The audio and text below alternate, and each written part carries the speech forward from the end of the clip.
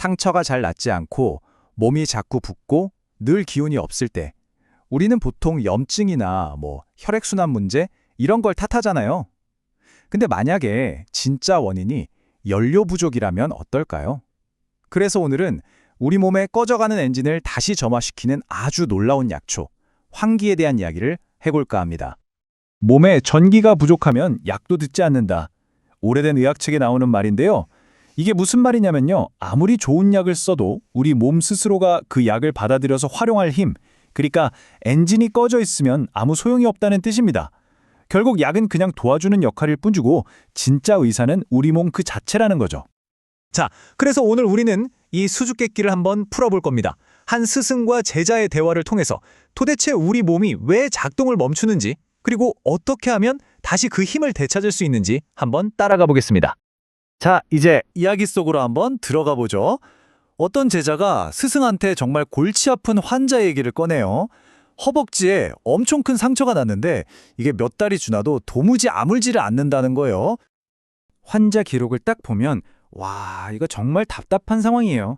상처는 달걀만큼이나 크고 몇 달 동안이나 냄새도 없는 맑은 진물만 계속 줄줄 흘러나오고, 이전 의사들은 이걸 그냥 염증이겠거니 하고는 온갖 소염제, 해독약초를 다 쏟아 부은 거죠. 그런데 결과는요?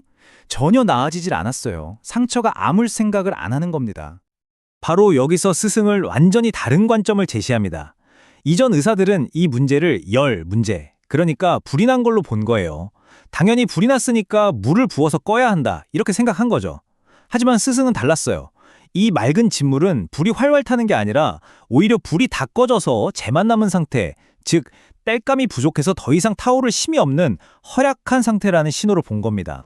자, 여기서 핵심 개념인 기가 등장하는데요. 이게 무슨 신비롭고 막연한 그런 힘이 아니고요. 우리 몸을 움직이고 상처를 낫게 하고 한마디로 살아있게 만드는 아주 실제적인 에너지, 바로 생명 동력을 말하는 겁니다. 스승은 이걸 자동차의 연료에 비유한 거죠. 아주 딱 맞는 비유예요. 그러니까 스승의 결론은 아주 명쾌했어요. 상처가 낫지 않은 건 염증 때문이 아니다. 우리 몸에서 근육을 만드는 공장, 즉 비장의 기가 너무 약해져서 새살을 만들어낼 연료 자체가 그냥 바닥나버렸기 때문이다. 이겁니다. 자, 그럼 이 엔진이 멈추는 현상이 전혀 다른 증상으로는 또 어떻게 나타나는지 한번 볼까요? 이 똑같은 원리가 얼마나 다양하게 나타나는지 보면 정말 흥미롭습니다. 이번에는 출산 후에 온몸이 아주 북처럼 퉁퉁 부어오른 산모의 이야기입니다.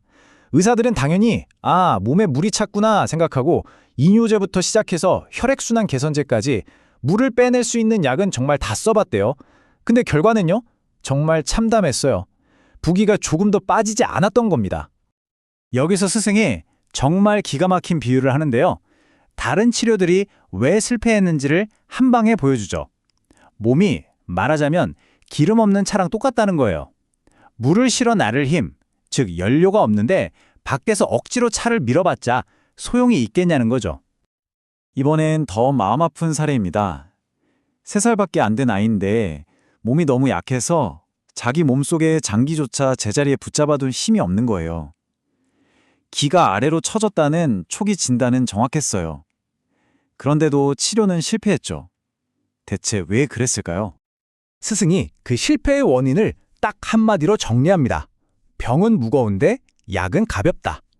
병의 무게에 비해서 처방한 약의 힘이 너무 가벼웠다는 거죠. 거의 꺼져가는 엔진에 연료를 한두 방울 떨어뜨려 준다고 시동이 걸리겠어요? 어림도 없죠. 그래서 스승은 정말 과감한 결정을 내립니다. 환기의 양을 기존에 무려 3배로 늘려버린 거예요. 이건 아주 중요한 원칙을 보여줍니다. 병세가 정말 깊고 위중할 때는 어설프게 도와줄 게 아니라 그 병을 압도할 만큼 강력한 힘을 단번에 확 불어넣어줘야 한다는 거죠. 자, 이제 이 환기라는 약초에 대한 가장 놀랍고 어쩌면 가장 중요한 교훈으로 넘어가 보겠습니다. 환기의 힘은요, 단순히 뭔가를 채워 넣는 데에만 있는 게 아니었습니다.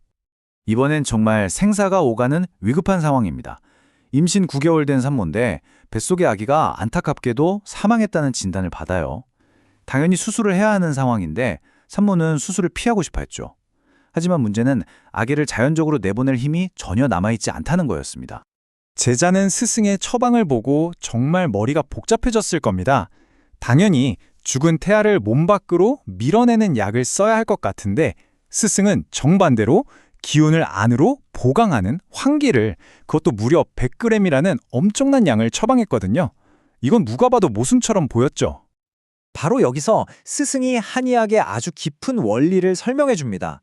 진정한 힘이란 건 그냥 무언가를 꽉 붙잡는 힘만이 아니라는 거예요. 우리 몸에 해로운 것을 스스로 밀어낼 수 있는 힘이기도 하다는 거죠. 몸에 강력한 엔진을 달아주면 불필요한 것들은 알아서 밖으로 배출한다는 겁니다. 이제야 모든 퍼즐 조각이 딱 맞아떨어지기 시작합니다. 제자는 비로소 깨닫게 되죠. 아, 환기의 진짜 역할은 직접 무언가를 빼내는 게 아니구나. 우리 몸이 스스로 고여있는 물이나 고름, 심지어 죽은 태아까지도 배출해낼 수 있도록 그 근본적인 힘, 그 연료를 공급해주는 거였구나 하고 말이죠.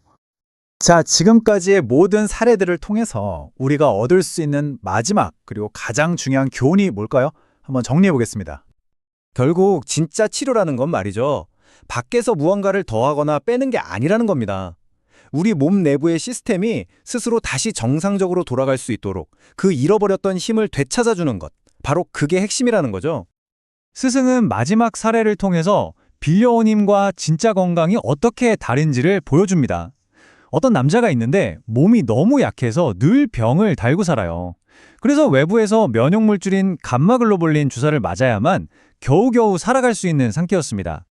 이때 스승이 이 모든 이야기의 본질을 꿰뚫는 한마디를 남깁니다. 빌린 것은 언젠가 갚아야 한다. 빌린 것만으로 평생을 살 수는 없는 법이다. 외부의 힘에 의존하는 건 그저 임시방편일 뿐 결국에는 내 몸 스스로의 힘, 그 근본적인 에너지를 길러야 한다는 뜻이죠. 그래서 스승의 마지막 처방은 또 다른 강력한 주사가 아니었어요. 마치 꺼져가는 작은 불씨를 살살 불어서 살려내듯이 엄청난 힘으로 밀어붙이는 게 아니라 부드럽고 꾸준하게 소량의 약초로 몸 스스로의 방어 시스템을 천천히 다시 만들어 나가는 방식을 택한 겁니다. 이 모든 이야기들이 결국 우리에게 이런 질문을 던지는 것 같아요. 어쩌면 진정한 치유라는 건 질병이라는 외부의 적과 싸워서 이기는 게 아닐지도 모른다고요. 어쩌면 그저 우리 내면에 꺼져가는 불씨를 다시 살리고 멈춰버린 엔진에 조용히 연료를 채워주는 것. 그것이야말로 진짜 치유의 시작이 아닐까요?